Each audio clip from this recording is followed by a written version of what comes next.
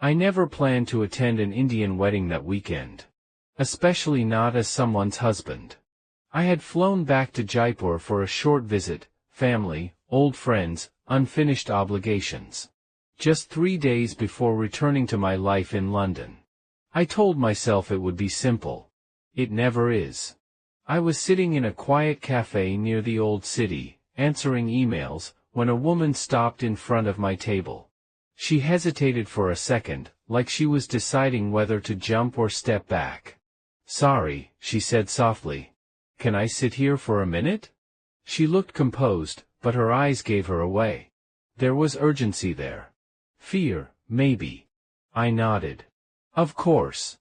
She sat down, took a breath, and then said something I didn't expect. "I need you to pretend to be my husband." I almost laughed. Almost. "I know how this sounds," she continued quickly. "But I don't have much time, and you look like someone who might understand." I leaned back. "You're going to have to explain." Her name was Anaya Mehra. She was 32. Divorced. And in 2 days, she was expected to attend her cousin's wedding, one of those massive Indian weddings with hundreds of guests, endless rituals, and relatives who asked personal questions like it was their job. Her family didn't know she was divorced. To them, she was still married. Still settled. Still respectable. "If I go alone," she said, "they'll know. And once they know, it won't just be questions. It will be judgment. Pity. Pressure to remarry." "So you want me to, what? Walk beside you and smile?" "I want you to be my husband. Just for 3 days." She offered to pay me. A ridiculous amount. I should have said no. I didn't know her. This was insane. But there was something familiar in her desperation, the kind that comes from being trapped between who you are and who you're expected to be. "What's your husband's name?" I asked. She blinked. "Rohan. Rohan Mehra." I smiled faintly. "Then I suppose I'm Rohan." We spent the rest of the afternoon preparing. Our story. How we met. Where we lived. Why I couldn't attend earlier family events. We rehearsed small details, my job, her favorite food, how long we'd been married. That night, I checked into the same hotel as her family. The next morning, the wedding chaos began. From the moment we arrived at the venue, people surrounded us. Aunties. Uncles. Cousins I couldn't keep track of. Everyone smiled at me with approval. "So handsome," one aunt whispered to Anaya. "You're lucky." I felt Anaya tense beside me. I slipped my hand into hers. Not part of the act. Just instinct. She looked up at me, surprised. Then she squeezed back.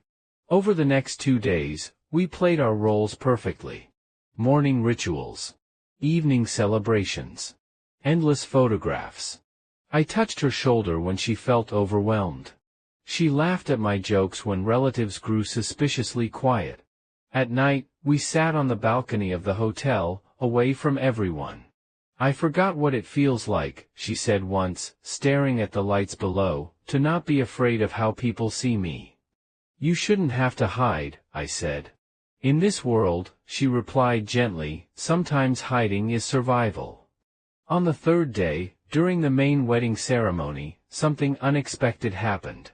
An elder relative pulled me aside. "Rohan," he said, his voice serious. "Your wife has been through a lot, hasn't she?" My heart stopped. He smiled kindly. "I can see it. The way she holds herself. You're good for her." I watched Anaya from across the mandip. She looked radiant. Not because of the clothes or jewelry, but because for once, she wasn't shrinking herself. That evening, during the final reception, her ex-husband appeared. She hadn't expected him. Neither had I. He stood there, staring at us. At her hand resting easily in mine. I felt her breath catch. "Are you okay?" I whispered. She nodded. "Yes. I am." For the first time, I believed her. Later that night, after the guests left and the lights dimmed, Anaya turned to me. "This was supposed to end tomorrow," she said. I know. But I don't want it to end like this. Like it was just a performance. I looked at her. Really looked at her. You know, I said, I agreed to help because I thought you needed saving. She smiled sadly. And I realized you didn't need saving. You just needed someone to stand beside you. Silence settled between us. Comfortable. Honest. What happens now? She asked. That depends, I said. Do you want this to stop being fake? She didn't answer right away. Instead, she took my hand, this time with intention. Yes, she said. Ido. 6 months later, I returned to Jaipur. This time, not as Rohan Mehra the fake husband, but as the man Anaya had chosen. Her family knew everything now. The truth. The past. The courage it took to face it. And when someone asked how we met, Anaya always smiled and said, he pretended to be my husband at a wedding. I added, and somewhere between the rituals and the lies, it became real.